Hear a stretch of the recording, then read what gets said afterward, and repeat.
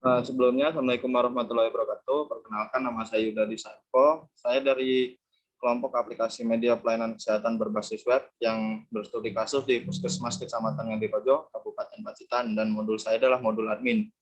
Nah, di sini ada dua pembimbing saya, yaitu ada pembimbing pertama, yaitu ada Bu Inegartina Husen, dan yang kedua, Bapak Muhammad Badja Sanjaya. Nah, kita langsung masuk ke latar belakangnya. Nah, di sini Puskesmas memiliki peranan penting sebagai instansi yang bergerak pada bidang pelayanan kesehatan kepada masyarakat.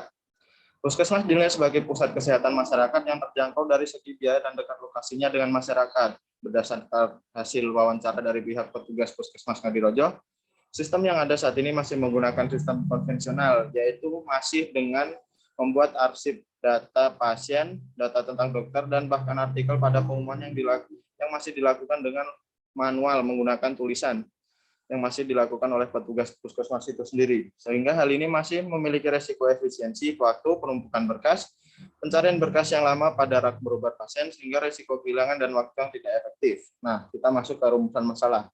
Bagaimana mengelola data pasien dan dokter secara terkomputerisasi, lalu bagaimana mengelola artikel dan mempublikasikan artikel secara terkomputerisasi.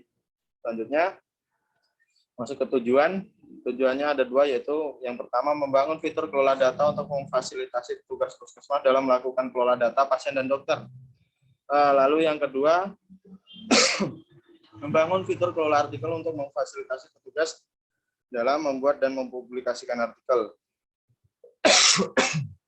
Lalu ada batasan masalah, itu ada modul admin tidak memfasilitasi tanya jawab antar pasien dan petugas. Lalu selanjutnya kita masuk ke use case diagramnya.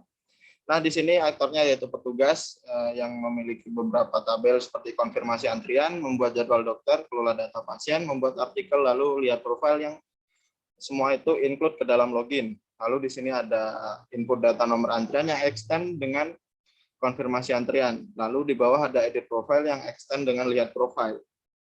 Nah, di sini kita masuk ke entity relationship diagram atau ERD. Nah, di sini ada tabel petugas yang atributnya ada username, edit petugas, nama, dan password. Nah, di sini satu petugas dapat mengedit beberapa antrian. Nah, di dalam antrian ini ada atribut seperti jam, ID antrian, nomor, nama, tanggal, dan keluhan. Lalu petugas juga dapat mengelola banyak feed. Seperti di dalam feed ini ada atribut isi dan ID feed. Masuk ke proses bisnis saat ini. Jadi, di sini masyarakat datang ke puskesmas, mendaftarkan diri, dan di sini pasien dapat memilih apakah dia memiliki kartu berobat atau tidak. Jika tidak, pasien akan registrasi terlebih dahulu, terus mengisi data diri. Nah, sedangkan sudah memiliki kartu berobat, pasien dapat langsung mendapat antrian. Lalu di sini petugas memanggil antrian pasien yang sudah antri tadi, lalu melakukan pembayaran. Dan setelah itu konsultasi dan pemeriksaan pasien, lalu dokter memberikan hasil kepada pasien, lalu memberikan resep obat, lalu mengambil obat. Nah, untuk yang belum memiliki kartu berobat tadi, di sini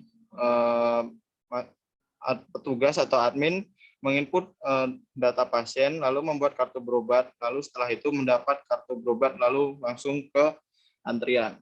Selanjutnya, proses bisnis usulan. Di sini ada admin membuka aplikasi. Jika sudah memiliki akun, admin akan langsung login, masuk aplikasi, dan melakukan pelayanan. Jika belum, admin akan registrasi terlebih dahulu, lalu menginput data, dan database tersebut akan masuk. Setelah berhasil, langsung akan masuk aplikasi dan melakukan login. Nah, di sini untuk mengolah data pasien, petugas akan masuk aplikasi, lalu menerima data pasien, dan jika data mengecek apakah data pasien masih aktif atau tidak. Lalu jika ia akan melakukan aktivasi akun, lalu mengirimkan notifikasi akun. Setelah itu akun berhasil diaktifkan dan melakukan pelayanan. Jika tidak, akun pasien akan dinonaktifkan. Lalu yang kedua, untuk mengelola antrian, di sini petugas akan masuk aplikasi atau login dan menerima data antrian.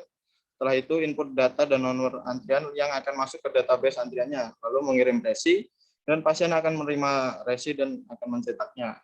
Terus yang kedua ada membuat artikel. Di sini petugas akan login seperti biasa, masuk ke aplikasi, lalu menginputkan data artikel yang akan masuk langsung ke database-nya.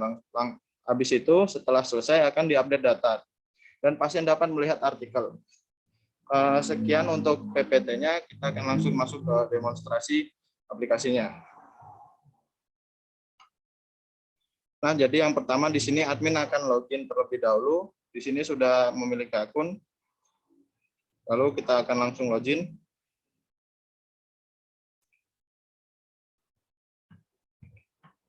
Nah, di sini adalah dashboard admin. Yang kita bisa melihat total pasien terdaftar, sudah konsultasi, selesai konsultasi, lalu total dokter terdaftar, lalu masuk ke konsultasi. Di sini kita dapat melihat nama pasien, tanggal, jam, keluhan, bahkan statusnya, apakah dibatalkan, selesai, atau mengubah jadwal. Nah, di sini keluhan, yaitu pasien sebelumnya telah menginputkan apa keluhan penyakitnya, terus misal di sini ada jerawat. Terus ini foto keluhan adalah misal foto jerawatnya. Di sini kita dapat melihat tadi konsultasi. Dan di sini ada keterangan aksinya yaitu dibatalkan. Lalu itu kita dapat masuk ke pembayaran yang kita dapat melihat apakah pasien sudah membayar atau belum. Nah, di sini ada nama pasien, nominal, tanggal bayar, bukti bayar, bahkan statusnya. Di sini ada beberapa yang seperti dalam proses, berbayar dan belum diproses. Dan di sini ini adalah bukti bayarnya, kita dapat melihatnya seperti notanya. Lalu nominal. Dan di sini aksinya setujui.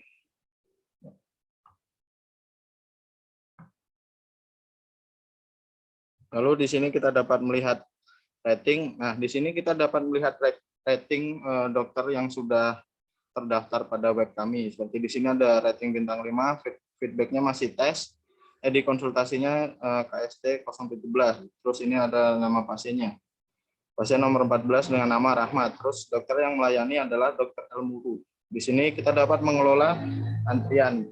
Nah, di sini kita dapat melihat ID antrian, tanggal, poli apa yang pasien butuhkan, lalu nama pasien dan status. Nah, di sini ada tanggal Selasa 22 Maret 2022, pasien memilih poli MTBS atau manajemen terpadu balita sakit. Nah, di sini statusnya masih diproses. Nah, di sini kita dapat mengedit, tapi masih dalam pengerjaan. Lalu masuk ke kelola dokter. Nah, di sini kita dapat melihat informasi dokter seperti email, nama dokter, keahlian, status, bahkan aksinya. Di sini kita juga dapat melihat informasi pribadi dokter. Nah, di sini ada nama, username, nomor telepon, email, pengalaman kerja, tarif konsultasi, STR, bahkan keahliannya. Dan di sini admin dapat menonaktifkan atau mengaktifkan dokter. Misal dokter ingin mengambil cuti, lalu kita nonaktifkan. Nah, di sini dokter sedang nonaktif atau tidak bekerja. Lalu kita kembali lagi. Nah, di sini statusnya tidak aktif. Lalu masuk ke jadwal dokter. Nah, di sini kita dapat melihat nama dokter, tanggal, jam operasinya. Lalu kita dapat mengubah jadwalnya. Nah, di sini misal tanggal segini kita ubah tanggalnya. Misal jam 10:15. Nah, ini akan keluar 10:05. Ini. Lalu melihat daftar pasien. Nah, di sini ada seperti di dashboard tadi, ada pasien mendaftar dalam periode 1 tahun. Di sini tertulis 13 pasien. Lalu di bawah ada nama, email, dan tanggal daftarnya. Tanggal daftar ini maksudnya tanggal daftar ke aplikasi kami. Lalu ke kelola pasien. Nah, di sini kita dapat melihat informasi pribadi pasien. Seperti ini. Lalu lanjut ke kelola obat. Nah, di sini admin dapat menambah atau menghapus obat yang ada di rak. Misal ini adalah Panadol. Save. Nah, akan keluar di sini. Dan jika ingin menghapusnya, kita langsung saja menghapus obat. Nah, obat akan langsung otomatis terhapus. Lalu di sini ada Colafit yang masih dalam pengerjaan. Mungkin sekian dari saya, ada kurang lebihnya mohon maaf. Wassalamualaikum warahmatullahi wabarakatuh.